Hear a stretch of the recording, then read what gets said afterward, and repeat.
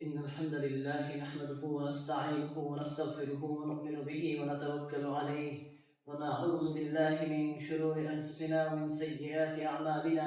من يهده الله فلا مضل له ومن يضلل فلا هادي له، وأشهد أن لا إله إلا الله وحده لا شريك له، وأشهد أن سيدنا وسندنا ونبينا وحبيبنا ومولانا محمدا عبده ورسوله، صلى الله تعالى عليه وعلى آله وصحبه وبارك وسلم تسليما كثيرا كثيرا.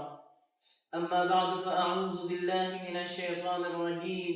بسم الله الرحمن الرحيم. ألف لام ميم، ذلك الكتاب لا ريب فيه هدى للمتقين الذين يؤمنون بالغيب ويقيمون الصلاة ومما رزقناهم ينفقون والذين يؤمنون بما أنزل إليك وما أنزل من قبلك وبالآخرة هم يوقنون أولئك على هدى من ربهم وأولئك هم المفلحون. صدق الله مولانا العظيم وصدق رسوله النبي الكريم، ونحن على ذلك لمن الشاهدين والشاكرين والحمد لله رب العالمين. আমরা আন্তরিকতার সাথে দরুদ শরীফ পড়ি। اللهم صل على محمد وعلى آل محمد كما صليت على إبراهيم وعلى آل إبراهيم إنك حميد مجيد. اللهم بارك على محمد وعلى آل محمد كما باركت على إبراهيم وعلى آل إبراهيم إنك حميد مجيد. أستغفر الله إن الله غفور رحيم. أستغفر الله إن الله غفور رحيم. আস্তাগফিরুল্লাহ ইন্নাল্লাহা গফুরুর রহিম। সম্মানিত উপস্থিতি, আল্লাহ সুবহানাহু ওয়া তাআলা আজকে আমাদেরকে জামাতের সাথে মাগরিবের নামাজ আদায় করে কুরআনে কারীমের এই মুবারক মজলিসে একটু সময় বসার তৌফিক দান করেছেন। আমরা সর্বপ্রথম আল্লাহ রাব্বুল আলামিনের এই ইহসান আর অনুগ্রহের শুকরিয়া আদায় করে বলি আলহামদুলিল্লাহ। ইতিমধ্যে আমাদের ধারাবাহিক আলোচনার মাধ্যমে সূরা ফাতিহার তাফসীর শেষ হয়েছে। গত সপ্তাহে আমরা সূরা বাকারা থেকে আলোচনা শুরু করেছি। আজকে আমাদের আলোচনা শুরু হবে সূরা বাকারার প্রথম আয়াত আলিফ লাম মিম, এখান থেকে ইনশাআল্লাহ। আলিফ লাম মিম এটা একটি পূর্ণাঙ্গ আয়াত, পরিপূর্ণ আয়াত। এই আয়াতের মধ্যে তিনটা হরফ রয়েছে আমরা দেখতে পাই।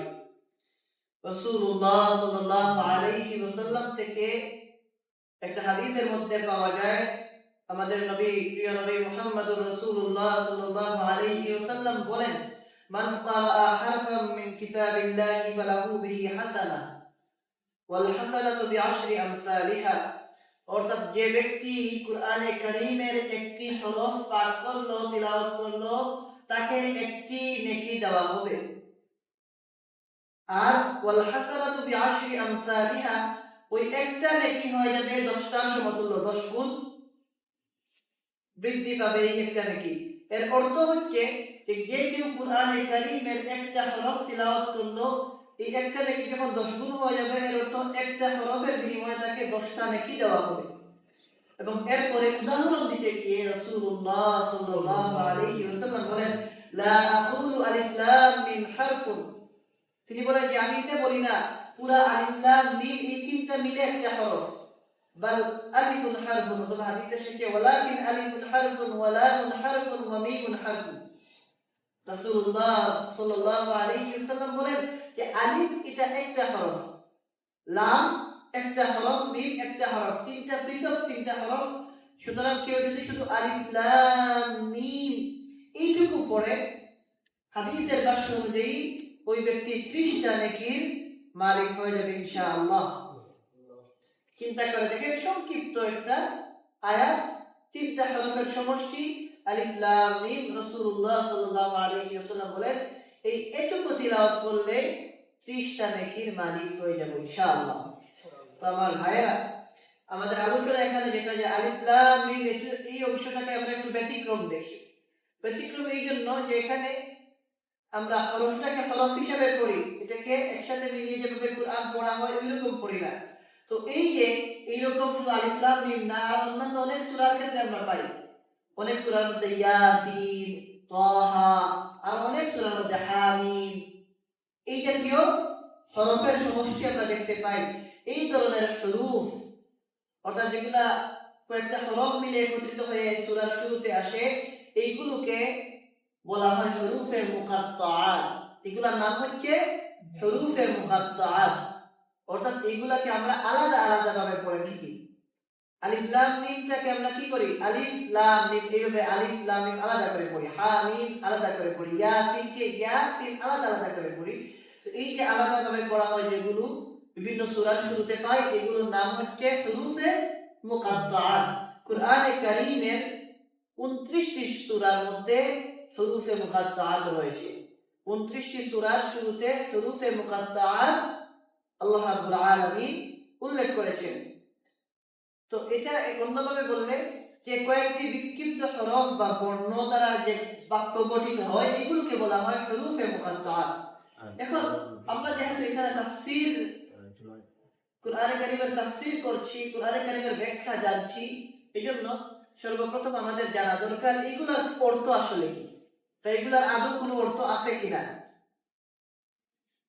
যারা কুরআনে কারীম অর্থ সহ পড়তে চেষ্টা করি, আমরা দেখি যে এগুলোর আসলে কোনো জায়গাতেই পরিষ্কার কোনো অর্থ বর্ণনা করা হয় না, কারণ এগুলার পরিপূর্ণ কোনো ব্যাখ্যা সুস্পষ্টভাবে পাওয়া যায় না।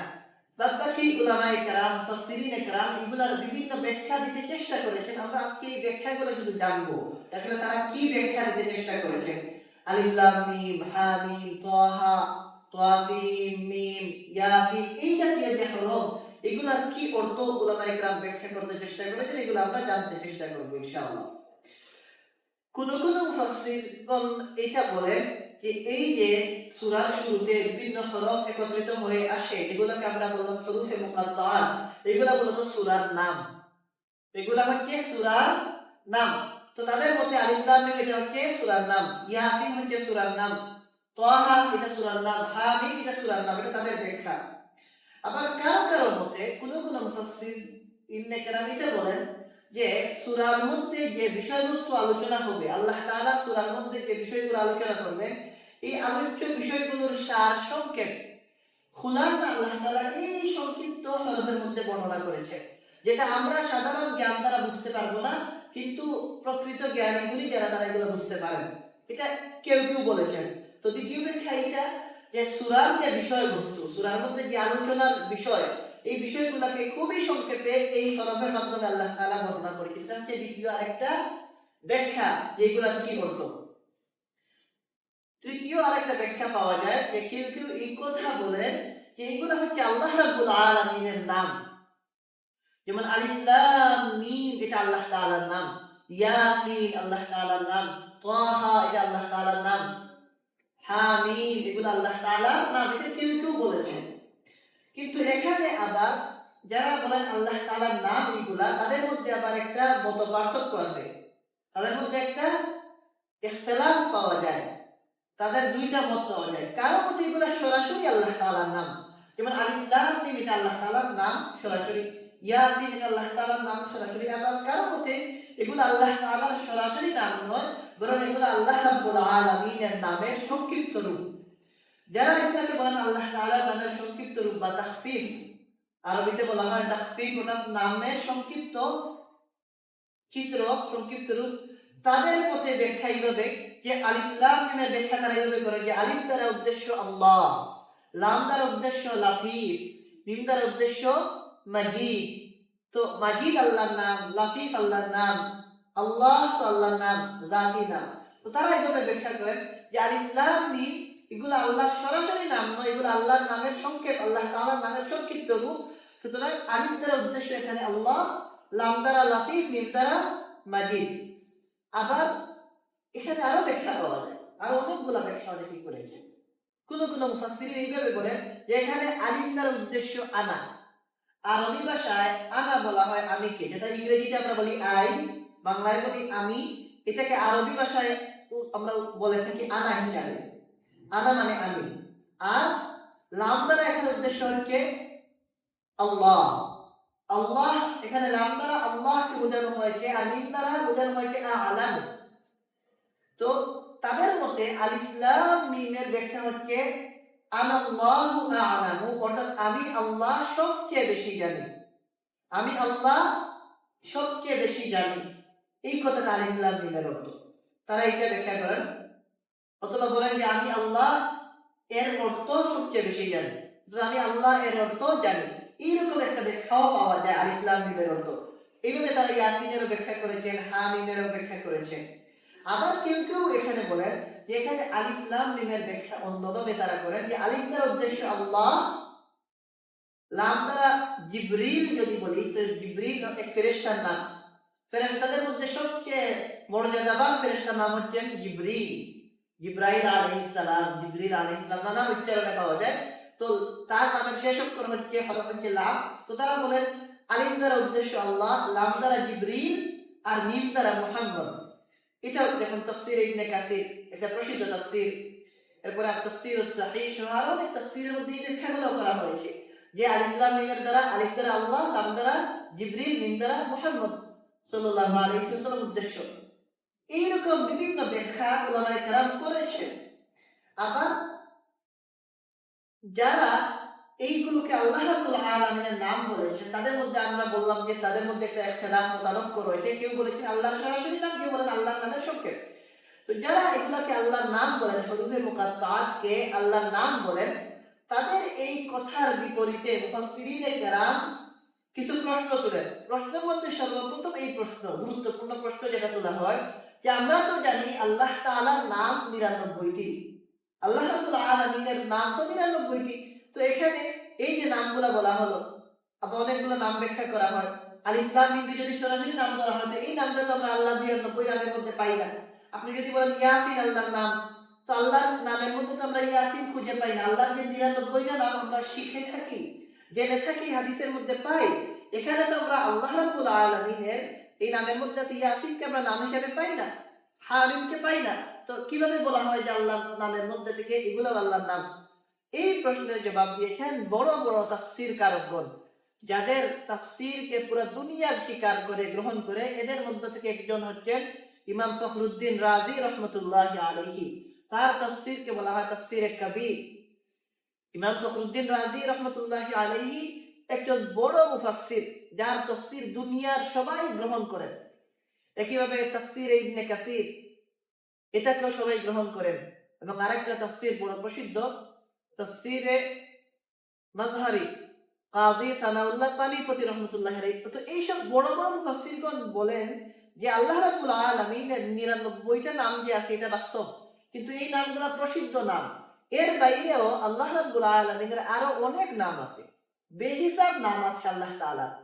শুধু যে ৯৯টা নামের মধ্যে আল্লাহর নাম সীমাবদ্ধ এমন না, ৯৯টা নাম প্রসিদ্ধি লাভ করেছে বা মূল নাম, বাদ বাকি এর বাইরে আরো নাম রয়েছে। এবং তারা এইটাও বলে আল্লাহর অজস্র অগণিত নামের মধ্য থেকে আগের যে কিতাব আল্লাহ তাআলা পাঠিয়েছেন, কুরআনের আগে আরো কিতাব তো এসেছে দুনিয়ায়, তাওরাত, জাবুর, ইনজিল, এবং আরো ১০০ সহিফা ছোট ছোট কিতাব পাঠিয়েছিলেন আল্লাহ তাআলা।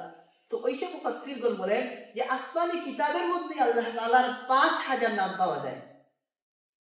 আসমানি যে কিতাব, আগের যে কিতাব তাওরাত, জাবুর, ইনজিল ছিল, আরো কিতাব ছোট ছোট, এগুলোর মধ্যে আল্লাহ রাব্বুল আলামিনের যে নামগুলো পাওয়া যায় এগুলোর সংখ্যাই ৫,০০০। আর এর বাইরে আল্লাহ তাআলার আরো অজস্র নাম রয়েছে। হ্যাঁ, অবশ্যই যে আল্লাহ তাআলার প্রসিদ্ধ নাম ৯৯টা, বাদ বাকি আরো অনেকগুলো নাম আল্লাহ তাআলার হতে পারে। এই ব্যাখ্যা গ্রহণ করলে পরে আলিফ লাম মিম ইয়াসিন তাহা এগুলাকে আল্লাহ তাআলার নাম মানতে আমাদের আর কি নাই, কোনো আপত্তি বা কোনো অসুবিধা নাই। আগের কিতাবের মধ্যে আল্লাহ তাআলার এই জাতীয় অনেক নাম রয়েছে। আমার ভাইরা, এর বাইরে মুফাসসিরিনে কেরাম আরো ব্যাখ্যা করেন। অনেকে এটাও বলেন যে আলিফ লাম মিম বা ইয়াসিন তাহা হামিম এই জাতীয় হরফে মুকাত্তাআত এগুলা দ্বারা আল্লাহ তাআলা কসম করেছেন, এগুলো আল্লাহ তাআলার কসম, এটাও বলেন। কিন্তু সব আলোচনাকে এক সাইডে রেখে, এক পার্শ্বে রেখে, মূল যে অর্থটা, মূল যে বিষয়টা আমরা পাই খুলাফায়ে রাশিদিন থেকে, জমহুর সাহাবা থেকে, তাবেঈন থেকে, অর্থাৎ বড় বড় সাহাবায়ে কেরাম, হযরতে আবু বকর রাদিয়াল্লাহু তাআলা আনহু, হযরতে ওমর রাদিয়াল্লাহু তাআলা আনহু, হযরতে ওসমান রাদিয়াল্লাহু তাআলা আনহু, হযরতে আলী রাদিয়াল্লাহু তাআলা আনহু, আরো বড় বড় সাহাবায়ে কেরাম, তাদের কথা হচ্ছে যে এই হুরুফে মুকাত্তাআত এগুলা হচ্ছে মুতাশাবিহাতের অন্তর্ভুক্ত। মুতাশাবিহাত কাকে বলা হয় এটা বোঝার জন্য আমাদেরকে বুঝতে হবে যে আল্লাহ রাব্বুল আলামিন কুরআনে কারীম যে নাযিল করেছেন আমাদের জন্য, সূরা আলে ইমরানের মধ্যে এসেছে আল্লাহ তাআলা কুরআনে কারীম নাযিল করেছেন আমাদের হেদায়েতের জন্য, এবং এই কুরআনের কিছু আয়াতকে আল্লাহ রাব্বুল আলামিন একেবারে সুস্পষ্টভাবে আমাদের সামনে পাঠিয়েছেন। কুরআনে কারীমের মধ্যে এসেছে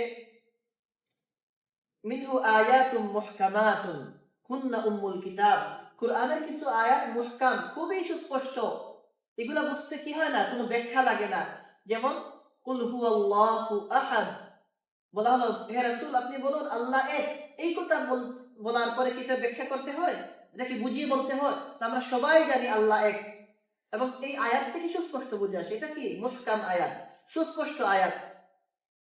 আর আল্লাহ তাআলা এই আয়াতের মধ্যে এবার বলেন ওয়া উখারু মুতাশাবিহাত, আরো কিছু আয়াত আছে যেগুলা মুতাশাবিহাত মানে অস্পষ্ট। অস্পষ্ট বলতে কি, এগুলার ব্যাখ্যা উলামায়ে কেরাম বলেন যে মুতাশাবিহাত ওই আয়াতকে বলা হয় যেগুলার ব্যাখ্যা আল্লাহ ছাড়া আর কারো জানা নাই। একমাত্র কুরআনে কারীমের কিছু আয়াত যেগুলা এমন, যেগুলা কেউ ব্যাখ্যা করতে পারে না, এগুলাকে মুতাশাবিহাত বলা হয়। আর এগুলার ব্যাখ্যা একমাত্র আল্লাহ তাআলা জানেন, আল্লাহ তাআলা ছাড়া আর কেউ জানেন না, এগুলাকে বলা হয় মুতাশাবিহাত।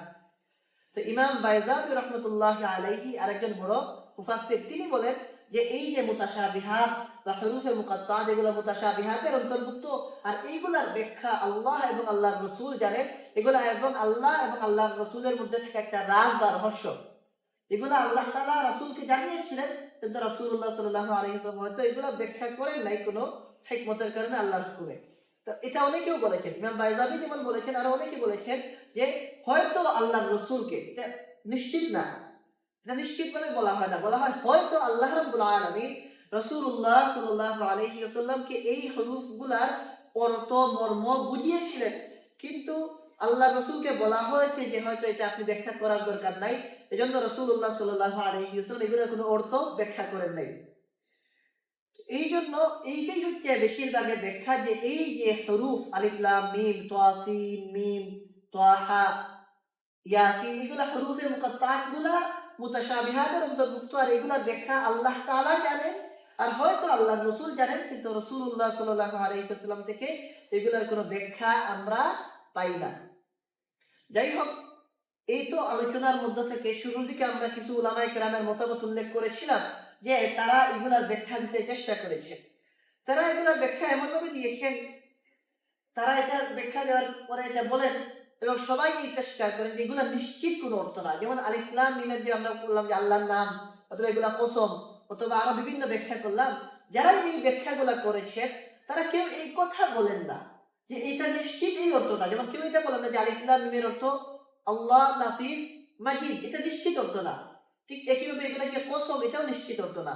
বরং তারা আয়াতের অকাট্য কোনো অর্থ বলেন না, বরং এটাকে সহজ করার জন্য, মানুষের পেরেশানি দূর করার জন্য সম্ভাবনাময় অর্থটাকে কি করেছে, ব্যাখ্যা করেছে। সুতরাং আমরা এটা কখনোই নিশ্চিতভাবে বলতে পারবো না যে আলিফ লাম মিমের অর্থ মানেই এইটা, আলিফ লাম মিমের অর্থ এইটা, ইয়াসিনের অর্থ এটা, কোনো নিশ্চিত কোনো অর্থ আমাদের করার সুযোগ নেই। যারা অর্থ বলেছেন তারাও এটা বলে না যে এটা নিশ্চিত এই অর্থটাই একমাত্র, অন্য অর্থ নেওয়া যাবে না, বরং তারা সহজ করার জন্য বিভিন্ন আলামতের মাধ্যমে অর্থগুলো ব্যাখ্যা করতে চেষ্টা করেছে। এটা সম্ভাবনাময় অর্থ, একটা হচ্ছে অকাট্য অর্থ, একটা হচ্ছে সম্ভাবনাময় অর্থ। তো অকাট্য বলতে কি, যেটার মধ্যে কি নাই, কোনো ধরনের প্রশ্ন নাই, নিশ্চিত, এগুলার অর্থ কি না, নিশ্চিত না। এই জন্য আল্লামা ইবনে কাসির রাহমাতুল্লাহি আলাইহি তিনি বলেন, তিনি একটা কথা বলেন যে যেসব আলিম এগুলা বর্ণনা করতে চেষ্টা করেছেন, অর্থ বলেছেন, তাদেরকে আমরা ভুলও বলবো না, এগুলা ভুলও না। এই যে নিশ্চিত না হওয়ার অর্থ এটা না যে আমরা বলবো যে এগুলো ভুল না, ভুল না, বরং তারা সহজ করার জন্য এগুলা বলেছেন। এগুলা সঠিক হতেও পারে, আবার সঠিক নাও হতে পারে। এই কারণে বাড়াবাড়ি করা যাবে না এগুলা নিয়ে, যে বলতে পারবো না যে এর ইয়াসিনের অর্থ মানে এইটা, তো আহার অর্থ এইটা, এটা বলা যাবে না। আবার এটাও বলা যাবে না যে যারা এগুলো ব্যাখ্যা করেছেন এগুলো ভুল বলেছে, এটা আমাদেরকে বুঝতে হবে। যাই হোক, এখানে আরেকটা প্রশ্ন আমাদের সামনে আসে যে এগুলোর অর্থ যদি পরিষ্কার না হয়ে থাকে তবে বাস্তবেই কি এগুলার কোনো অর্থ আছে নাকি এমনি এগুলা বলে দেওয়া হয়েছে? দেখেন মুফাসসিরিন একরাম এই কথাটা বড় সুন্দরভাবে লিখেছে। তারা বলেন যে এইগুলার অর্থ অবশ্যই আছে, কারণ অর্থ যদি না থাকে এই কথাগুলা এর অর্থ এগুলা বেকার হয়ে যাবে। আমরা যদি কোনো কথা বলি, আমরা যদি কাউকে বলি যে আপনি কেমন আছেন, এই কেমন আছেন এটার একটা অর্থ আছে তো। আমি যদি বলি আমি ভালো আছি, এটার একটা অর্থ আছে তো। প্রত্যেক কথা মানুষকে কথা বলে এগুলো অর্থ রাখে, অর্থ ছাড়া কোনো কি হয় না, কোনো সুস্থ মানুষ কথা বলে না। তো যদি মানুষ কথা বলতে গিয়ে অর্থ ছাড়া কথা বললে বলা হয় যে সে সুস্থ না, আল্লাহ তাআলা যে কিতাব নাযিল করেছেন, যে শব্দ যে বাক্য উল্লেখ করেছেন এগুলোর তো অর্থ অবশ্যই আছে। আর অর্থ যে আছে এর দলিল কি? দলিল হচ্ছে, প্রমাণ হচ্ছে যে কুরআনে কারীম যখন নাযিল হয় তখন সবাই কি কুরআনকে একেবারে সহজে গ্রহণ করে নিয়েছিল? কাফেররা না, নেয় নাই। তারা কি করেছে? কুরআনের বিরোধিতা করেছে। তারা বলেছে যে এগুলা আল্লাহ রাসূল নিজে বানিয়েছেন, নাউযুবিল্লাহ। তারা রাসূলুল্লাহ সাল্লাল্লাহু আলাইহি ওয়াসাল্লামকে কখনো কি বলেছে? কবি বলেছে, বলেছে তিনি এগুলা কবি হিসাবে তিনি কবিতা রচনা করেছেন। তারা কখনো তাকে পাগল বলেছে, নাউযুবিল্লাহ। কখনো তারা বলেছে যে তিনি অন্যের কাছ থেকে এগুলা শিখে বর্ণনা করছেন, নানান রকম অপবাদ দিয়েছে। এটা একটা তাদের বিষয় যে তারা আপত্তি তুলেছে আরবের মুশরিকরা, কাফেররা কুরআনের উপর। দ্বিতীয় বিষয় হচ্ছে আরবের ওই সমাজের মধ্যে যেসব মানুষ ছিল তাদের মধ্যে যে গুণটা ব্যাপকভাবে ছিল সেটা ছিল তাদের জ্ঞান। তাদের মধ্যে মুখস্থ বিদ্যা অনেক বেশি ছিল এবং তাদের মধ্যে কবিতা চর্চা অনেক বেশি ছিল। তারা অনেক বেশি জানতো, তাদের মধ্যে জ্ঞান চর্চা ছিল। তারা আরবি ভাষার গভীরতায় গিয়ে পৌঁছে কোনটা সঠিক কোনটা সঠিক এগুলো তারা বুঝতে পারতো। এত জ্ঞান থাকা সত্ত্বেও তারা কুরআন যখন নাযিল হয় তারা কখনো আলিফ লাম মিম সম্পর্কে কোনো আপত্তি তুলে নেই, তাসিন সম্পর্কে কোনো আপত্তি তুলে নেই। তারা কুরআনের বিরোধিতা তো নানানভাবে করেছে, কিন্তু এটা তো বিরোধিতা করতে পারতো যে এই কুরআন যে সঠিক নয়। প্রমাণ হচ্ছে যে দেখো এখানে অর্থ ছাড়া আলিফ লাম মিম চলে এসেছে, নাউযুবিল্লাহ। অর্থ নাই, ইয়াসিন চলে এসেছে, হা মিম চলে এসেছে, যেগুলো কোনো অর্থ নাই। এটা তো তারা বলতে পারতো বিরোধিতা করতে গিয়ে। আমরা বিরোধিতা করতে গিয়ে কত ধরনের কত কথা বলি না মানুষের, তো তারাও তো বলতে পারতো। কিন্তু আমরা দেখি মক্কার এই মুশরিকরা কুরআনের বিরোধিতা তো করেছে, কিন্তু আলিফ লাম মিম এই যে হরফে মুকাত্তাআত সম্পর্কে তাদের কি ছিল না, কোনো আপত্তি ছিল না। অথচ আপত্তি করলে এগুলা দিয়ে করতে পারতো, এগুলো একটা শক্ত দলিল হতো তাদের জন্য যে দেখো এমন এক কোরআন তোমাদের সামনে, এটা কি আল্লাহর কালাম হতো, তবে এখানে অর্থ ছাড়া কিছু আসতো না। বোঝা গেল তারা বিরোধিতা করে নাই।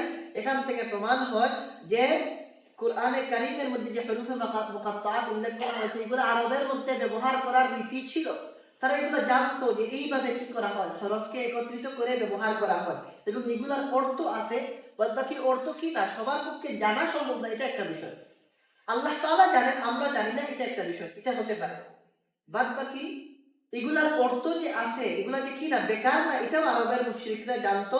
আর জানতো বলে কি করেছে, তারা বিরোধিতা করে নাই। এটা আমাদেরকে বুঝতে হবে এবং এই ব্যাখ্যাটা মুফাসসিরিনে কেরাম সুস্পষ্টভাবে করেছেন। সুতরাং এইগুলার অর্থ নাই বা অর্থ হাইন এগুলো আমরা বলবো না, বলার সুযোগ নাই। যদি এগুলো সত্যি অর্থহীন হতো মক্কার মুশরিকরা প্রথমে বিরোধিতা করতো, কিন্তু তাদের পক্ষ থেকে এগুলা সম্পর্কে কোনো বিরোধিতা পাওয়া যায় না। এটাই প্রমাণ করে যে এগুলার কি আছে, অর্থ আছে, এগুলা বাস্তব। এরপরে আরো অনেকে এই কথাটা বলেন যে এগুলা যদি মুতাশাবিহাতের অন্তর্ভুক্ত হয়, এগুলোর অর্থ যদি আমরা না জানি, আল্লাহ তাআলা জানেন, আর এগুলার যদি অর্থ ব্যাখ্যা আমরা না করতে পারি, তো কুরআন নাযিল হওয়ার মূল উদ্দেশ্য তো কি হয়ে গেল, নষ্ট হয়ে গেল। কিভাবে? অনেকেই বলেন যে কুরআন নাযিল হয়েছে মানুষের হেদায়েতের জন্য। মানুষ কখন হেদায়েত পাবে? যখন সে কুরআনকে পড়বে, যখন কুরআনকে বুঝবে। শুধু পড়লে তো হবে না, বুঝতে হবে। এখন আমি যদি বলি যে আলিফ লাম মিম এর অর্থ আমি বুঝলাম না, তখন আমি আলিফ লাম মিম থেকে কি হেদায়েত গ্রহণ করবো, এটা অনেকে বলেন। তো এই জন্য তারা বলেন যে এইগুলার অর্থ আছে এবং এগুলার ব্যাখ্যা করা যাবে। কিন্তু আসল বিষয় বুঝতে হবে আমাদের। আসল বিষয় হচ্ছে কুরআনকে আল্লাহ তাআলা শুধু এই জন্য নাযিল করে না যে আপনি সব কুরআনকে বুঝে ফেলবেন। কুরআনকে আল্লাহ তাআলা দিয়েছেন মানুষের হেদায়েতের জন্য, মানুষকে পরীক্ষার জন্য। এই জন্য কুরআনের কিছু অংশ আমরা বুঝবো, কিছু অংশকে আমরা না বুঝে ঈমান আনবো। এই যেগুলো আল্লাহ তাআলা পরীক্ষার জন্য তো দিতে পারেন, যে আমরা এগুলোর উপর আপত্তি তুলি না আমরা এগুলোকে বিশ্বাস করি আল্লাহর কালাম হিসাবে। ঈমানের কি অর্থ? না জেনে না বুঝে বিশ্বাস করে, এটাই তো। প্রশ্ন করে দেখে বিশ্বাস করে, এটা তো ঈমান না। তো এই যে এই আলিফ লাম মিম এগুলোর অর্থ যদি আমরা নাও বুঝি, এরপর এগুলোর উপর আল্লাহর কালাম, আল্লাহর কিতাব, আল্লাহ তাআলা নাযিল করেছে, এইভাবে যদি আমরা বিশ্বাস করতে পারি, তখন আমার ঈমান পরিপূর্ণ হবে। কুরআনে কারীমের মধ্যে অনেক আয়াত এমন আছে যেগুলোর ব্যাখ্যা একমাত্র আল্লাহ তাআলা জানেন, কিন্তু আল্লাহ তাআলা এগুলো আমাদেরকে দিয়েছেন যাতে করে আমরা কি করি, ঈমান আনি এগুলোর উপর, যেগুলো আল্লাহ তাআলার কালাম। এটা যদি আমরা না বলি যে যেহেতু আমি আলিফ লাম মিমের অর্থ জানি না, সুতরাং এটা আমি আল্লাহর কালাম মানি না, এটা আমরা বলতে পারবো না। নাউযুবিল্লাহ। বুঝতে পারছেন কিনা কথাটা? যে আমরা এই কথা বলার সুযোগ নাই আমাদের, যে আমরা এটা আলিফ লাম মিমের অর্থ আমি জানি না, ইয়াসিনের অর্থ জানি না, তোহার অর্থ জানি না, সুতরাং আমি যেহেতু জানি না, সুতরাং এটাকে আমি কোরআনের আয়াত মানি না। নাউযুবিল্লাহ, এটা বলতে পারবো না। বরং আমাদের কি করতে হবে, যদি কেউ এমন বলে, তার তো ঈমান থাকবে না। আল্লাহ তাআলা তো ঈমানের জন্য, পরীক্ষার জন্য এটা পাঠাতে পারেন, আর কোন উদ্দেশ্যে পাঠাতে পারেন। তো এটা তো হতে পারে যে মানুষকে পরীক্ষা করতে চান যে কারা এগুলাকে মেনে নেয়, যে রাসূলুল্লাহ সাল্লাল্লাহু আলাইহি ওয়াসাল্লাম ওহীর মাধ্যমে জানিয়েছেন, আল্লাহ তাআলা ওহী পাঠিয়েছেন, তারা কারা এগুলাকে মেনে নেয় আল্লাহর কালাম হিসেবে, কারা মানতে চায় না। যারা মানবে না তারা ঈমান থেকে বের হয়ে যাবে, যারা মানবে তারা ঈমানের মধ্যেই চলে আসবে। এই কারণেও তো হতে পারে। তো এটা আমাদেরকে বুঝতে হবে। এই জাতীয় আপত্তির সুযোগ নাই যে আমরা কোরআন এর অর্থ যদি না বুঝি, সবগুলো যদি না অর্থ তুলতে পারি, তখন কোরআন থেকে আমরা কিভাবে হেদায়েত নেব? এটা একটা প্রশ্নের জায়গায় ঠিক আছে, কিন্তু সব প্রশ্ন কি হয় না, যৌক্তিক হয় না, সব প্রশ্ন কি হয় না, ভ্যালিড হয় না। এটা আমাদেরকে বুঝতে হবে। আল্লাহ তাআলা পরীক্ষার জন্য এগুলো দিয়েছে, এটাও আমরা গ্রহণ করতে পারি। যাই হোক, এই হচ্ছে হুরুফে মুকাত্তাআত সম্পর্কে আমাদের কিছু আলোচনা। আল্লাহ রাব্বুল আলামিন এগুলো আমাদের সামনে দিয়েছেন যাতে করে আমরা এগুলা থেকে কি করতে পারি, ইবরত হাসিল করতে পারি, শিক্ষা গ্রহণ করতে পারি, এবং এগুলোর উপর ঈমান আনতে পারি, আমাদের ঈমানকে যেন মজবুত করতে পারি। এরপরে আমরা যাই দ্বিতীয় আয়াতের দিকে। আল্লাহ তাআলা দ্বিতীয় আয়াতের মধ্যে বলেন, যালিকাল কিতাবু লা রাইবা ফীহ। এই সেই কিতাব। যালিকাল কিতাবের কি অর্থ? এই সেই কিতাব, অথবা এটা ওই মহান কিতাব। এইভাবে সাধারণত আমরা দেখি যালিকাল কিতাবের কি করা হয়, অনুবাদ করা হয়। অর্থাৎ যালিকাল কিতাব তার উদ্দেশ্য হচ্ছে যে এই কিতাব বাস্তবেই আল্লাহর প্রেরিত কিতাব, যে কিতাবের মধ্যে আল্লাহ রাব্বুল আলামিন সমস্ত আসমানি কিতাবের খুলাসা উল্লেখ করেছেন। আল্লাহ তাআলা যত আসমানি কিতাব নাযিল করেছেন, সমস্ত আসমানি কিতাবের যা কিছু রয়েছে, সমস্ত উলুমকে আল্লাহ তাআলা এই কিতাবের মধ্যেই দিয়েছেন। যালিকাল কিতাবের কি অর্থ? এই অর্থ। এই কারণে যারা এই কিতাবকে মানবে, কোরআনকে মানবে, তারা সব আসমানি কিতাবকে যেন মানলো। কেউ যদি কোরআনকে মানে, সে কি মানলো? সে তাওরাতকেও মানলো, জাবুরকেও মানলো, ইনজিলকেও মানলো, সমস্ত ইনজিলকে মানলো। আর কেউ যদি কোরআন মানে না, সে কোনো কিতাবকেই মানতে পারলো না। আমরা কি করি? মুসলমানদের বৈশিষ্ট্য এটা, আমরা গৌরবের সাথে এটা বলতে পারি যে আমরা সমস্ত নবীগণকে বিশ্বাস করি, সমস্ত আসমানি কিতাবকে বিশ্বাস করি। আপনি অন্য ধর্মের মানুষকে জিজ্ঞাসা করেন, যারা বলে যে আমরা কি মানি, তাওরাত মানি, সে কি বলবে? কোরআন মানি না। যে বলে ইনজিল মানি, সেও বলবে কোরআন মানি না। কিন্তু আমরা কি বলি? যে আমরা কোরআনকেও আল্লাহর কালাম হিসেবে মানি, আমরা তাওরাত, জাবুর, ইনজিল এগুলো আল্লাহর কালাম, এগুলো হিসেবে বিশ্বাস করি। একইভাবে আমরা মুহাম্মদুর রাসূলুল্লাহ সাল্লাল্লাহু আলাইহি ওয়াসাল্লামের উম্মত হিসেবে আমরা গৌরব বোধ করি। একইভাবে আমরা এটা বলি যে আমরা ঈসা আলাইহিস সালামকেও নবী হিসেবে মানি।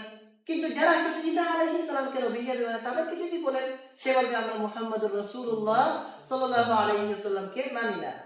আমরা মুসা আলাইহিস সালামকে নবী হিসেবে মানি, দাউদ আলাইহিস সালামকে নবী হিসেবে মানি, ইব্রাহিম আলাইহিস সালামকে নবী হিসেবে মানি। এটা আমাদের বৈশিষ্ট্য যে আমরা সমস্ত নবীগণকে মানি, সমস্ত আসমানি কিতাবকে আসমানি কিতাব হিসেবে স্বীকার করি। এই কারণে যেহেতু কোরআন আল্লাহর কালাম, এবং কোরআনে কারীমের মধ্যে আল্লাহ তাআলা সমস্ত উলুম, আসমানি যত কিতাব, আসমানি কিতাবের যা কিছু রয়েছে সবগুলার খুলাসা এখানে উল্লেখ করেছে। এই জন্য যারা কি করবে, কোরআনকে মানবে, সেই জন্য সমস্ত আসমানি কিতাবকে স্বীকার করে নিল। সম্মানিত উপস্থিতি, এখানে দেখেন আল্লাহ রাব্বুল আলামিন আরবি ভাষায় যে শব্দ এখানে উল্লেখ করেছেন, যালিকাল কিতাব, ইশারার জন্য আমরা বাংলা ভাষায় ব্যবহার করি যে এই, ওই, এরকম। ইংরেজিতে কি দিস, দ্যাট, এই জাতীয় শব্দ। আরবি ভাষায় ব্যবহার হয় কিছু শব্দ, এই জন্য কাছাকাছি বোঝানোর জন্য ব্যবহার হয় হাযা, আর দূরের জিনিস বোঝানোর জন্য ব্যবহার হয় যালিকা। তো এখানে কাছের জিনিসের জন্য হাযা, আর দূরের জিনিসের জন্য যালিকা ব্যবহার হয়। এখন কোরআন আমাদের কাছে না দূরে? কাছে, আমাদের সামনে। তো আল্লাহ তাআলা এখানে তো বলতে পারতেন কি হাদা, না বলে বলে জালিকাল কিতাব, দূরের কথা ব্যবহার করলেন কেন, এটা একটা প্রশ্ন হয়। কারণ কোরআন তো আমাদের সামনে, আমরা হাত দিয়ে ধরতে পারি, পড়তে পারি। এই জন্য এখানে কাছের জিনিস বোঝানোর জন্য আরবিতে ব্যবহার হয় হাদা হাদিহি, আর দূরের জিনিসের জন্য ব্যবহার হয় তিলকা জালিকা। তো এখন দূরের জিনিস কেন ব্যবহার করলেন, দূরের শব্দ কেন ব্যবহার করলেন জালিকা? এর কারণ বলা হয় যে কুরআন তো আমাদের হাতের নাগালে, ঠিক আছে, কিন্তু কুরআন যে একটা পরিপূর্ণ কিতাব, এতে তো কোনো সন্দেহ নাই। এবং কুরআন কি না, সহজও না। কুরআন সহজ না আমাদের জন্য, কি না, আমরা চাইলেই যে এমন না যে কোরআন বের করে পড়লেই বুঝে ফেলবো। কোরআনের জ্ঞান কঠিন বিষয়, এগুলা কি করতে হয়, গভীরভাবে অধ্যয়ন করে করে শিখতে হয়। সাহাবায়ে কেরাম সম্পর্কে জানা যায়, হযরত ওমর রাদিয়াল্লাহু তাআলা 12 বছরে সূরা বাকারা শেষ করেছিলেন। এরকম আরো সাহাবায়ে কেরাম তাদের পুরো জিন্দেগি কোরআন শেখার মধ্যে কাটিয়েছিলেন। কোরআন কি না, সহজ না, আমাদের হাতের নাগালে, কিন্তু কোরআন একটা পরিপূর্ণ কিতাব, এবং কোরআন অনেক কঠিন কিতাব, এবং এটা একটা পূর্ণাঙ্গ কিতাব। এটা না যে কেউ বলতে পারবে যে আল্লাহ তাআলা এখানে সব কিছু বলেন নাই, বরং কিছু বিষয় বাকি রয়ে গেছে, নাউজুবিল্লাহ, এমন না। আল্লাহ তাআলা এই কিতাবের মধ্যে জরুরি গুরুত্বপূর্ণ সব কিছু বয়ান করে দিয়েছেন আমাদের জন্য। তো এটা পূর্ণাঙ্গতার দিক দিয়ে, পরিপূর্ণতার দিক দিয়ে এবং দুর্বলতার দিক দিয়ে আমাদের কাছ থেকে অনেক দূরে। আমরা আমাদের জ্ঞান অনুযায়ী আমরা এগুলাকে যদিও সামনে আমরা দেখতে পাচ্ছি, কিন্তু এটা বোঝা, এটা আমাদের জন্য সহজ না, কঠিন বিষয়। যেন একটা উপমা দেওয়া হচ্ছে যে কোরআন এটা আমাদের কাছ থেকে অনেক দূরে বোঝার দিক দিয়ে। এই কারণে এখানে কি করা হয়েছে, জালিকা ব্যবহার করা হয়েছে। বাহ্যিক তো আমরা সামনে দেখতে পাচ্ছি, কিন্তু মূলত এটা আমাদের কাছ থেকে দূরে, কারণ দূরের জিনিস কি হয়, বুঝতে কঠিন লাগে। তো এটা আমাদের জন্য বোঝাও কঠিন, এবং এটা পরিপূর্ণ, এটার জন্য কি করা হয়েছে, দূরের ইশারা ব্যবহার করা হয়েছে। এরপর আল্লাহ তাআলা বলেন যালিকাল কিতাবের উপরে লা রাইবা ফি, এতে কি নেই, সন্দেহ নেই, এই কিতাবের মধ্যে সামান্যতম সন্দেহ নেই। কারণ কি, কারণ এটা আল্লাহ তাআলার প্রেরিত কিতাব, আল্লাহ তাআলার নাযিলকৃত কিতাব, এবং এই কিতাব পরিপূর্ণ হওয়ার এবং অতুলনীয় হওয়ার দলিল হচ্ছে যে এর মধ্যে যা কিছু আল্লাহ তাআলা বয়ান করেছেন এগুলো সব কি দলিল দ্বারা প্রমাণিত, একটাও কি না দলিল ছাড়া না। এখানে একটা বিষয় আমাদের আলোচনা আসে বা প্রশ্ন আসে, আল্লাহ তাআলা বলেন কি লা রাইবা ফি, এতে কোনো সন্দেহ নেই, এই কিতাবের মধ্যে কি নাই, কোনো সন্দেহ নেই। অথচ আমরা দেখি কাফেররা এই কোরআনকে বিশ্বাস করতো না। কেন করতো না? কারণ তারা সন্দেহ করত। তারা সন্দেহ করতো, এই জন্য তারা বিশ্বাস করতো না, এই জন্যই তো তারা ঈমান আনতে পারে নাই। আল্লাহ তাআলা বলেন কোনো সন্দেহ নেই। এর কি জবাব? এর জবাব হচ্ছে যে সন্দেহ দুই ধরনের হয়। একটা হচ্ছে যে মূল বিষয়ের মধ্যে সন্দেহ, আরেকটা হচ্ছে যে বিষয় যিনি বুঝতে চেষ্টা করছেন তার মধ্যে সন্দেহ। দেখেন কোরআনের মধ্যে সন্দেহ এটা কি না নেই, এটা মৌলিকভাবে কোরআন সন্দেহ মুক্ত, এটা পরিপূর্ণ কিতাব। কিন্তু যারা কোরআনকে বুঝতে গিয়ে বুঝতে পারে না, এটা তার মগজের মধ্যে সন্দেহ, তার মস্তিষ্কের মধ্যে সন্দেহ। তো কেউ কারণ ব্যক্তিগত সন্দেহের দ্বারা কোরআন কি হয় না, সন্দিহান হয় না। কোরআন তার জায়গাতে কি সন্দেহমুক্ত কিতাব। যেমন উদাহরণ হিসেবে আমরা দেখি, এটা একটা বোঝানোর জন্য বলছি, অনেক সময় মানুষের চোখের মধ্যে কি হয়, কিছু সমস্যা হয়। তো অনেক মানুষ তার চোখের সমস্যার কারণে সে চোখ দিয়ে যখন চায় সে কোনো জিনিসকে দুইটা দেখে। কোনো কোনো মানুষের এই সমস্যা তো থাকে, এটা আল্লাহ প্রদত্ত, এটা কোনো সমালোচনার জন্য বা বদনামের জন্য বলছি না, বোঝানোর জন্য বলছি।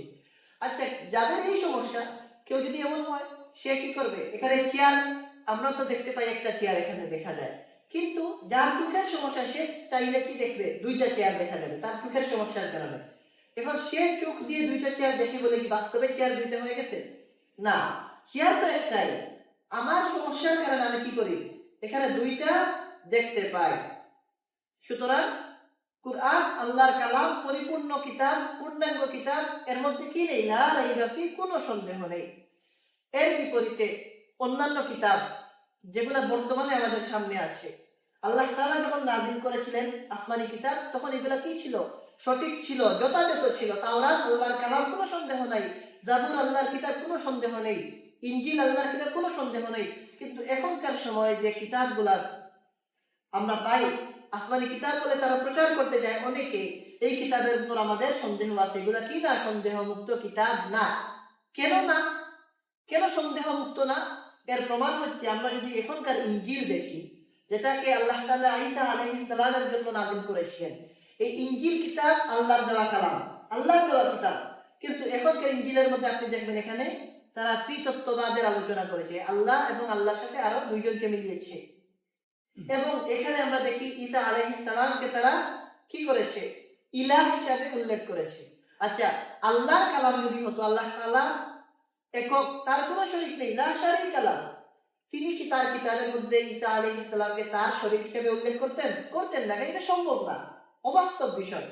সুতরাং যে ইনজিলের মধ্যে তারা বলে আসমানি কিতাব, যেখানে এই জাতীয় ভ্রান্ত বিষয় পাওয়া যায়, এটা সন্দেহমুক্ত কিতাব না, এটা সন্দিহান হওয়ার উপযুক্ত কিতাব, সুতরাং এগুলোর উপর আমরা বিশ্বাস করতে পারবো না। একইভাবে যদি আমরা আগের কিতাবগুলো দেখি, তাওরাত, জাবুর, এতেও আরো নানান কথা আমরা পাই। যেমন এই কিতাবগুলোর মধ্যে কোনো কোনো তাদের ভার্সনের মধ্যে আছে যে কি তারা উল্লেখ করেছে নবীগণ কি করতেন, মূর্তি পূজা করতেন, নাউজুবিল্লাহ, তাদের মূর্তি পূজাকে জায়েজ করার জন্য এটা তারা উল্লেখ করতো। কোন কোন কিতাবে এটা উল্লেখ করেছে যে নবীগণ মিথ্যা বলতেন, নাউজুবিল্লাহ, অথচ নবীগণ কি নিষ্পাপ, সেটা তারা বলেছে। অবাক হবেন শুনলে, কোন কোন জায়গাতে এরকমও বলেছে হযরত লূত আলাইহিস সালামের উম্মত যারা ছিল তাদের মধ্যে কি ছিল, একটা খারাপ অভ্যাস ছিল, তারা মহিলাদের বাদ দিয়ে কি করতো, পুরুষদের সাথে সম্পর্ক রাখতো, এটা আমরা জানি। তো কোন কোন কিতাবে এসেছে যে লূত আলাইহিস সালাম সম্পর্কে অপবাদ দিতে গিয়ে তারা এটা বলেছে যে লূত আলাইহিস সালামের নাউজুবিল্লাহ নাউজুবিল্লাহ নাউজুবিল্লাহ তার নিজের মেয়েদের সাথে খারাপ সম্পর্ক ছিল। একজন নবীর উপর এর চেয়ে জঘন্য অপবাদ আর কি হতে পারে? এগুলো কোথায়? তারা যেটাকে আসমানি কিতাব বলে, ওইসব আসমানি কিতাবের মধ্যে এগুলো বয়ান করেছে। তো এগুলা কি আসমানি কিতাব না, এগুলা বানানো কিতাব? এই যে ভ্রান্ত কথা, নবীগণ মিথ্যা বলতেন, নবীগণ মূর্তি পূজা করতেন, এই কথাগুলোই প্রমাণ করে যে এই আমাদের সামনে এখন যে আগের যে কিতাব বলে প্রমাণ করতে চেষ্টা করা হয় আল্লাহর কালাম, এগুলো সব ভুয়া কথা, ভ্রান্ত। এই কনসেপ্টগুলোই প্রমাণ করে এগুলো সঠিক না। এর বিপরীতে আল্লাহর যে কালাম কোরআন, এখানে এর মধ্যে আপনি আমি যদি পড়ি, কিংবা যারা কোরআনকে মানছে না তারাও পড়ে, এখানকার একটা হরফের নয়, একটা হরকতের মধ্যে কোনো ভুল বের করতে পারবে না, এখানকার কোনো অর্থের মধ্যে এমন কোনো বিষয় দেখাতে পারবে না যেটা কি আকলের বিপরীত যায়, যেটা আল্লাহ রাব্বুল আলামিনের প্রেরিত দ্বীনের যে কনসেপ্ট, যে নীতি রীতি, এর বিপরীতে যায়। আল্লাহর পাঠানো দ্বীন হযরত আদম আলাইহিস সালাম থেকে নিয়ে এখন পর্যন্ত যে রীতির উপর প্রতিষ্ঠিত, সেটা কি আল্লাহ এক, আর এরপরে যে রাসূল যখন এসেছেন তারা কি আল্লাহর পক্ষ থেকে প্রেরিত রাসূল, এবং তারা কি আল্লাহর পক্ষ থেকে দাওয়াতের কাজের জন্য এসেছেন। এরকম কিছু কনসেপ্ট যেগুলো শুরু থেকে শেষ পর্যন্ত আছে, অন্যান্য কিতাবের মধ্যে এখন আর এগুলো আমরা পাই না। তারা এখন এই কিতাবগুলোর মধ্যে মূর্তি পূজাও ঢুকিয়েছে, মিথ্যা বলাকেও বৈধতা দিয়েছে, আরো নানান প্রান্ত কথা, শিরকি কথাবার্তা ঢুকিয়েছে, কিন্তু কোরআনের মধ্যে আমরা এগুলা পাই না। এই কারণে কোরআন কি লা রাইবা ফি, এতে কি নেই, কোনো সন্দেহ নেই। যখন নাযিল হয়েছিল তখনও কোনো সন্দেহ ছিল না, আজকে 1450 বছর পরে আসার পরেও কি নাই কোনো সন্দেহ। তাই কিয়ামত পর্যন্ত এই কিতাবের মধ্যে কোনো সন্দেহ থাকবে না, এটা আমাদেরকে বুঝতে হবে। যাই হোক, আল্লাহ তাআলা এটা বলেছেন লা রাইবা ফি, এতে কি নেই, কোনো সন্দেহ নেই। এবং এরপরে বলেন হুদাল লিল মুত্তাকিন, এই কিতাবটা মুত্তাকিন যারা, তাদের জন্য হেদায়েত স্বরূপ। মুত্তাকিন কারা? মুত্তাকিন কারা? যাদের জন্য এই কিতাবটা হেদায়েত হিসেবে আল্লাহ তাআলা পাঠিয়েছেন। এটা বোঝার জন্য আমাদেরকে বুঝতে হবে মুত্তাকিন শব্দটার এসেছে মূলত তাকওয়া থেকে। তাকওয়ার অর্থ কি? হেফাজত করা। তাকওয়ার অর্থ হচ্ছে সংরক্ষণ করা, ভুল ত্রুটি থেকে নিজেকে সংরক্ষণ করা, এটাকে বলা হয় সিয়ানা। তাকওয়ার অর্থ সিয়ানা, তাকওয়ার অর্থ হেফাজত। হেফাজত মানে কি? হেফাজতের অর্থ হচ্ছে ভুল থেকে নিজেকে আটকে রাখা, আগলে রাখা। সংরক্ষণের অর্থ হচ্ছে ভুল ত্রুটি থেকে, গুনাহ থেকে, আল্লাহ রাব্বুল আলামিন অসন্তুষ্ট হন এমন কিছু থেকে নিজেকে আলাদা করে রাখা, এটাকে বলা হয় তাকওয়া।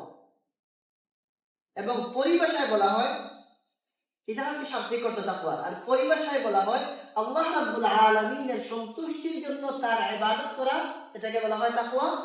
একইভাবে আল্লাহ রাব্বুল আলামিনের শাস্তির ভয়ে তার নাফরমানি থেকে বেঁচে থাকা, এটাকে বলা হয় তাকওয়া।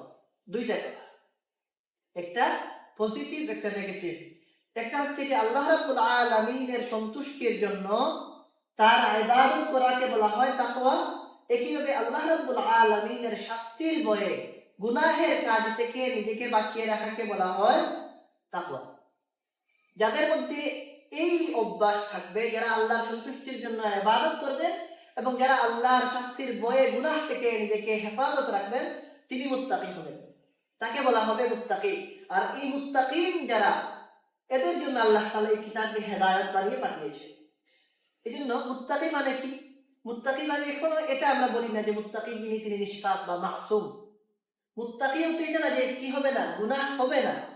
গুনাহ না হওয়া বা নিষ্পাপ থাকা এটা একমাত্র নবীদের বৈশিষ্ট্য। নবীগণকে আল্লাহ তাআলা নিষ্পাপ বানিয়ে পাঠিয়েছেন। আল্লাহ রাব্বুল আলামিন নবীদেরকে মানব জাতির জন্য আদর্শ বানিয়ে পাঠিয়েছেন। এখন তারা যদি গুনাহ করতেন তখন তো মানুষ আরো বেশি কি হয়ে যেত, গুনাহগার হয়ে যেত। আল্লাহ তাআলা তাদেরকে মডেল বানিয়েছেন, তাদেরকে উদাহরণ বানিয়েছেন। সুতরাং নবীগণ নিষ্পাপ, এতে কোনো সন্দেহ নেই। একইভাবে আল্লাহ তাআলা ফেরেশতাদেরকেও কি করেছেন, নিষ্পাপ বানিয়েছেন।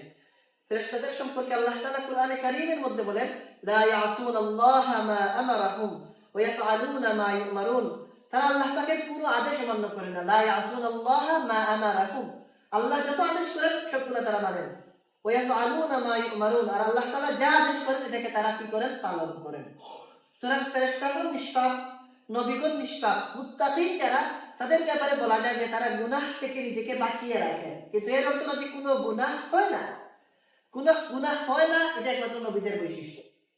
সুতরাং মুত্তাকিন কাদেরকে বলা হয়, মুত্তাকি কাকে বলা যাবে, তাকওয়াওয়ালা কাকে বলা যাবে? মুত্তাকি হলেন আল্লাহ তাআলার ওই সকল বান্দা যাদের অন্তরে আল্লাহ তাআলার ভয় আছে এবং যারা আল্লাহর ভয়ে গুনাহ থেকে নিজেকে হেফাজতে রাখেন এবং আল্লাহকে স্মরণ করেন। এবং আল্লাহকে স্মরণ করার একটা পর্যায়ে হলো এমন যে যখন আপনার আমার সামনে গুনাহ করার পরিস্থিতি তৈরি হয়, এমন কোনো জায়গায় আমি আছি যেখানে আমার মিথ্যা বলা দরকার, এমন কোনো জায়গায় আছে যেখানে আমার দ্বারা চুরি হয়ে যাচ্ছে, এমন কোনো জায়গায় আছে যেখানে আমার দ্বারা জুলুম হয়ে যাচ্ছে, এমন অবস্থায় আমার মাথায় আসলো যে আমি যদি চুরি করি, আমি যদি মিথ্যা বলি, আমি যদি জুলুম করি, আল্লাহ রাব্বুল আলামিন আমাকে দেখছেন, আমাকে তিনি ধরবেন, পাকড়াও করবেন, শাস্তি দিবেন। সুতরাং আল্লাহর ভয়ে, আল্লাহর শাস্তি থেকে নিজেকে বাঁচানোর জন্য আমি যদি কি করি, মিথ্যা বলা বাদ দিয়ে দিই, আমি যদি চুরি করা বাদ দিয়ে দিই, আমি যদি জুলুম করা বাদ দিয়ে দিই, আমি যদি জিনা করা বাদ দিয়ে দিই, এই গুণ যাদের মধ্যে আসবে তাকে মুত্তাকি বলা যাবে। বুঝে আসছে? মুত্তাকি কাকে বলে? যার মধ্যে গুনাহ করার যোগ্যতা আছে, গুনাহ হয়েও যায় অনেক সময়। আবার অনেক সময় গুনাহ করার সময় আল্লাহর কথা স্মরণ করে গুনাহ থেকে নিজেকে আমরা বাঁচিয়ে রাখি। আবার যখন গুনাহ হয়ে যায় তখন আমরা আল্লাহর কাছে তওবা করি। সুতরাং যিনি তওবা করেন তিনিও কি হবেন, মুত্তাকি হবেন। আবার যিনি তওবা করার আগে নিজেকে গুনাহ থেকে বাঁচিয়ে রাখতে পারেন তিনিও কি হবেন, আরো বড় মুত্তাকি হবেন। তো মুত্তাকি কাকে বলা হয়? কোরআনে কারীমের মধ্যে আল্লাহ তাআলা বয়ান করেন, তিনি বলেন ওয়া আম্মা মান খাফা মাকামা রাব্বিহি ওয়া নাহান নাফসা আনিল হাওয়া। আল্লাহ তাআলা বলেন যে স্বয়ং রবের সামনে, ওয়া আম্মা মান খাফা মাকামা রাব্বিহি, যে নিজের রবের সামনে, মালিকের সামনে দাঁড়ানোকে ভয় করে, মাথায় এই কথা সবসময় থাকে যে কিয়ামতের দিন আমাকে আল্লাহর সামনে দাঁড়াতে হবে, মাকাম রাব্বি। আর এই মাকাম রাব্বি বলার কি বলা হয়েছে? মান খাফা, যে ভয় করে তার রবের সামনে দাঁড়ানোকে, সে হচ্ছে মুত্তাকি। ওয়া নাহান নাফসা আনিল হাওয়া, এবং প্রবৃত্তির যে বাসনা, মনের যে চাহিদা, এগুলা থেকে নিজেকে আটকে রাখে। ফাইনাল জান্নাতা হিয়াল মাওয়া। আল্লাহ তাআলা বলেন যাদের মধ্যে এই গুণ থাকবে যে আল্লাহর সামনে দাঁড়ানোকে ভয় করে এবং নফসের ফাহিশাত থেকে বেঁচে থাকে, আল্লাহ তাআলা বলেন জান্নাত হবে তাদের ঠিকানা। মুত্তাকিনদের ঠিকানা হবে জান্নাত। আর মুত্তাকিন কারা? যারা আল্লাহর সামনে দাঁড়ানোকে ভয় করে এবং নফসের ফাহিশ থেকে বেঁচে থাকে। আল্লাহ তাআলা এখানে বলেন হুদাল লিল মুত্তাকিন। এইটা এমন এক কিতাব যেটা মুত্তাকিনদের জন্য হেদায়েত স্বরূপ। এখন আমাদেরকে বুঝতে হবে তাকওয়া যেটা, আল্লাহ ওয়ালা হওয়া, আল্লাহকে ভয় করে, এটা কি না, সহজ বিষয় না। এটা সহজ বিষয় না। এবং এটা কি না, শুধুমাত্র সবার মর্যাদা সব মুত্তাকিন সমান হন না। আল্লাহর ভয় আমার মধ্যেও আছে, আপনার মধ্যেও আছে, আপনার মধ্যেও আছে, আপনার মধ্যে সবার মধ্যে আছে কম বেশ। তো যার মধ্যে যত বেশি আল্লাহর ভয় থাকবে তার তাকওয়া তত বেশি হবে। এই জন্য মুত্তাকিন যারা, মুত্তাকিনদেরকে উলামায়ে কেরাম ভাগ করেছেন, স্তর বিন্যাস করেছেন। সাধারণ অর্থে সাধারণ মানুষের মধ্যে তাকওয়ার স্তর এটা বলা হয় যে যদি কোনো মানুষ সর্বপ্রথম সে কুফরি থেকে তওবা করে ঈমান নিয়ে আসে, সর্বপ্রথম এটা বুঝতে হবে, কেউ যদি কাফির ছিল, সে কুফরি থেকে তওবা করে ঈমান নিয়ে আসে এবং সে এই ঈমানের উপর থাকে, এক কথায় ঈমানদার হয়, কাফের না হয়, সে মুত্তাকি। সে হচ্ছে প্রথম স্তরের মুত্তাকি। তার মধ্যে কি আছে? তাকওয়া আছে। তাকওয়া না থাকলে তো সে কি হতো? কাফের হতো। আল্লাহর ভয় কিছু না কিছু আছে, এই কারণে সে এই ইমানের অবস্থায় আছে, তো সেও মুত্তাকি। কিন্তু সে কি না, সবচেয়ে নিচের দরজার মুত্তাকি, তার লেভেলটা কি একেবারে নিচে। এরপরে দ্বিতীয় স্তরের মুত্তাকি বলা হয় তাদেরকে যারা আল্লাহ রাব্বুল আলামিনের হুকুম পালন করেন এবং আল্লাহ রাব্বুল আলামিন যেগুলা থেকে নিষেধ করেছেন এগুলা থেকে বেঁচে থাকেন। এক কথায় যারা কবিরা গুনাহ থেকে নিজেকে পুরাপুরি কি করেন, বাঁচিয়ে রাখতে পারেন। আর ছোট ছোট যেসব গুনাহ এগুলা থেকেও নিজেকে অনেক সময় বাঁচিয়ে রাখতে সক্ষম হন, এমন মানুষদেরকে মুত্তাকি বলা যায়। এবং এদের তাকওয়ার স্তর সাধারণ তাকওয়া থেকে বেশি, মধ্যম পর্যায়ের মুত্তাকিরা। এরা কি করেন, গুনাহ থেকে নিজেকে হেফাজতে রাখেন এবং এরা কি করেন, কবিরা গুনাহ থেকে পুরোপুরি নিজেকে বাঁচান। আর সগীরা গুনাহ থেকে অনেক সময় হয়ে গেলেও কি করেন, বাঁচিয়ে রাখেন, তওবা করেন। কবিরা গুনাহও যদি হয়ে যায় এরপর তওবা করে নিজেকে সংশোধন করেন। এটাও তো তাকওয়ার একটা স্তর, মধ্যম পর্যায়ের স্তর। আর সর্বোচ্চ তাকওয়া বলা হয় এমন তাকওয়াকে যে আমার অন্তরকে আল্লাহ রাব্বুল আলামিনের স্মরণ থেকে গাফিল করে দেয়, এমন প্রত্যেক বিষয় থেকে যারা নিজেকে বাঁচিয়ে রাখতে পারে তারা হচ্ছে সর্বোচ্চ স্তরের মুত্তাকি। কি অর্থ? প্রত্যেক ওই জিনিস যেটা আমাকে আল্লাহ রাব্বুল আলামিনের হুকুম মানা থেকে বাধা দেয়, প্রত্যেক ওই জিনিস যেটাকে আমার আল্লাহর স্মরণ করা থেকে বিরত রাখে, ওই জিনিসগুলা থেকে নিজেকে বাঁচিয়ে রাখতে পারেন যিনি নিজেকে, তিনি হচ্ছেন সর্বোচ্চ স্তরের মুত্তাকি। উদাহরণ হিসাবে মনে করেন একজন মানুষ, তিনি মনে করেন যে পত্রিকা পড়লে কি হয়, এখানে নানান কিছু আমার চোখে পড়ে, সুতরাং এই টাইম পত্রিকা পড়ে আমি দুনিয়ার খবর জানার চাইতে আমি যদি আল্লাহকে এই সময়টাতে স্মরণ করে জিকির করি তা আমার আরো ফায়দা হবে। এই চিন্তা করে তিনি কি করেন, পত্রিকা পড়া বাদ দিয়ে দিলেন। মোবাইল ব্যবহার করতে গিয়ে কি করেন, মোবাইল বাদ দিয়ে দিলেন। রাস্তায় চলাফেরা করতে গিয়ে কি করলেন, বলেন যে বের হলে কি হয়, গুনাহ হয়, সুতরাং আমি বেশি বের হবো না প্রয়োজন ছাড়া। এইরকম যে গুনাহ হয়ে যায়, আল্লাহর স্মরণ থেকে আমরা গাফিল হয়ে যাই, এমন প্রত্যেক জিনিস থেকে নিজেকে যদি কেউ বাঁচিয়ে রাখতে পারেন তাকে বলা যাবে সর্বোচ্চ স্তরের মুত্তাকি। আর যদি গুনাহ করে ফেলেন কিন্তু গুনাহ থেকে নিজেকে বাঁচিয়েও রাখেন, তিনিও মুত্তাকি, কিন্তু তিনি কি হবেন, মধ্যম পর্যায়ে। আর শুধু কুফরি থেকে নিজেকে হেফাজত করে কেউ যদি কি করে, ইমানের উপর চলে আসে, সেও কি হবে, মুত্তাকি হবে। তো আমার ভাইয়েরা, তাকওয়া বড় একটা বিষয়, তাকওয়া ছাড়া আমাদের জিন্দেগি বেকার। এই জন্য তাকওয়া মুমিনের একটা অপরিহার্য গুণ। একজন মানুষ নিজেকে ইমানদার বলবে আর সে মুত্তাকি হবে না, তার এই ইমান কি হবে না, কার্যকর হবে না। মুমিন যিনি হবেন তিনি কি হবেন, মুত্তাকি হবেন, এটা হতেই হবে। কুরআনে মাজিদের মধ্যে জন্য তাকওয়া অবলম্বনকারীদের সম্পর্কে অনেক কথা বলা হয়েছে, তাদের অনেক প্রশংসা করা হয়েছে, তাদের অনেক পুরস্কারের কথা বলা হয়েছে। বলা হয় যে যারা মুত্তাকি হবেন আল্লাহ রাব্বুল আলামিন তাদেরকে নানান পুরস্কার তারা পুরস্কৃত করবেন। তো এই কুরআনে কারীমের এই বিষয়গুলা একজন বড় আলেম আল্লামা ফায়রুজাবাদী, তার একটা কিতাব আছে বাসাইরু যাওয়িত তাবয়িন ফি লাতাইফিল কিতাবিল আযীম। এখানে তিনি কুরআনে কারীমে মুত্তাকি যারা তাদেরকে যে সুসংবাদ দেওয়া হয় সেগুলোকে তিনি আলাদা করেছেন। কুরআনে কারীমের প্রায় 27টা জায়গায় মুত্তাকি যারা তাদেরকে সুসংবাদ দেওয়া হয়েছে। আমরা এখানে কয়েকটা উল্লেখ করছি শুধুমাত্র। আল্লাহ রাব্বুল আলামিন কুরআনে কারীমের সূরা নাহলের 16 নম্বর আয়াতের মধ্যে মুত্তাকি যারা তাদেরকে সাহায্যের সুসংবাদ দিয়েছেন আল্লাহর পক্ষ থেকে। আল্লাহর পক্ষ থেকে সাহায্যের সুসংবাদ দিয়েছেন মুত্তাকি যারা তাদেরকে। আল্লাহ তাআলা বলেন ইন্নাল্লাহা মা'আল্লাযীনা তাকাউ ওয়াল্লাযীনা হুম মুহসিনুন। অর্থাৎ যারা তাকওয়া অবলম্বন করবে, আল্লাহকে ভয় করবে, আল্লাহ তাআলা তাদের সঙ্গী হবেন। সঙ্গী হওয়ার কি অর্থ, আল্লাহ তাআলা তাদের সঙ্গী হয়ে তাদেরকে সাহায্য করবেন। আল্লাহ রাব্বুল আলামিন মুত্তাকিদেরকে তাদের সঙ্গী হওয়ার সুসংবাদ দিয়েছেন যারা আল্লাহকে ভয় করবেন। দ্বিতীয়ত আমরা দেখি যারা মুত্তাকি হবেন, তাকওয়াওয়ালা হবেন, আল্লাহ তাদের গুনাহ মাফের এবং তাদেরকে পুরস্কারের সুসংবাদ দিয়েছেন। সূরা তালাকের 65 নম্বর আয়াতের মধ্যে আল্লাহ তাআলা বলেন ওমান ইয়াত্তাকিল্লাহা ইউকাফির আনহু সাইয়্যাতিহি ওয়া ইউযিম লাহু আজরা। যে তাকওয়া অবলম্বন করলো, যে আল্লাহকে ভয় করলো, ইউকাফির আনহু সাইয়্যাতিহি, আল্লাহ রাব্বুল আলামিন তার গুনাহসমূহকে মাফ করে দেন। ওয়া ইউযিম লাহু আজরা, এবং তাকে আল্লাহ রাব্বুল আলামিন বিরাট প্রতিদান দান করেন। 3 নম্বর দেখি আমরা সূরা আনফালের 8 নম্বর আয়াতের মধ্যে মাগফিরাতের সুসংবাদ দেন। গুনাহ যে হয়ে যায়, যারা মুত্তাকি আল্লাহ তাআলা তাদের গুনাহ মাফের সুসংবাদ দেন। আল্লাহ তাআলা বলেন ওয়াত্তাকুল্লাহা ইন্নাল্লাহা গফুরুর রহিম। যে তোমরা আল্লাহকে ভয় করো, তাকওয়া অবলম্বন করো, নিশ্চয়ই আল্লাহ রাব্বুল আলামিন ক্ষমাশীল এবং দয়ালু। আল্লাহ তাআলা এখানে মুত্তাকিদের কি করলেন? মাগফিরাতের সুসংবাদ দিলেন। এরপরে আল্লাহ তাআলা অন্য জায়গায় কি করেন? যারা তাকওয়াওয়ালা হবে তাদের সব কাজ সহজ হওয়ার সুসংবাদ দেন। আল্লাহ তাআলা বলেন, ওমান ইয়াত্তাকিল্লাহা ইয়াজআল লাহু মিন আমরিহি ইউসরা। যে আল্লাহকে ভয় করে, যে তাকওয়া অবলম্বন করে, ইয়াজআল লাহু মিন আমরিহি ইউসরা, আল্লাহ তাআলা তার সব কাজকে সহজ করে দেন। দুনিয়ার কাজও সহজ করে দেন, আখিরাতের কাজও সহজ করে দেন। তো দুনিয়াতে আমরা নানান সময় পেরেশান হই, পেরেশান হয়ে আমরা চিন্তা করি যে আমার এই তো পেরেশানি কমে না কেন? কখন কমবে? যদি আমরা কি করি? আল্লাহকে ভয় করি, তাকওয়া অবলম্বন করি। আমরা তাকওয়া অবলম্বন করলে আল্লাহ তাআলা আমার কাজকে সহজ করে দেবেন। 5 নম্বর, এটা বলে শেষ করবো ইনশাআল্লাহ। 5 নম্বরে আল্লাহ রাব্বুল আলামিন যারা তাকওয়া অবলম্বন করে তাদের সফলতার সুসংবাদ দেন। আল্লাহ তাআলা বলেন, ইন্নালিল মুত্তাকিনা মাফাজা। নিশ্চয় যারা মুত্তাকি তাদের জন্য রয়েছে সফলতা। সূরা নাবার এই আয়াত আমরা জানি, ইন্নালিল মুত্তাকিনা মাফাজা।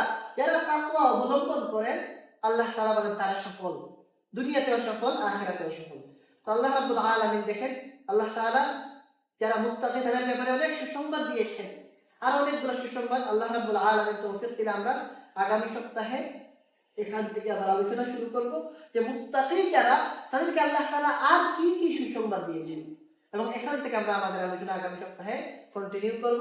আল্লাহ রাব্বুল আলামিন আমাদেরকে তৌফিক দান করুন, আমরা যেন তাকওয়াওয়ালা হতে পারি, আমরা যেন মুত্তাকি হতে পারি, আমরা যেন আল্লাহ রাব্বুল আলামিনের প্রিয় হতে পারি। আল্লাহ রাব্বুল আলামিন আমাদেরকে তৌফিক দান করুন। আমিন। ওয়া আখিরু দাওয়ানা আলহামদুলিল্লাহি রাব্বিল আলামিন।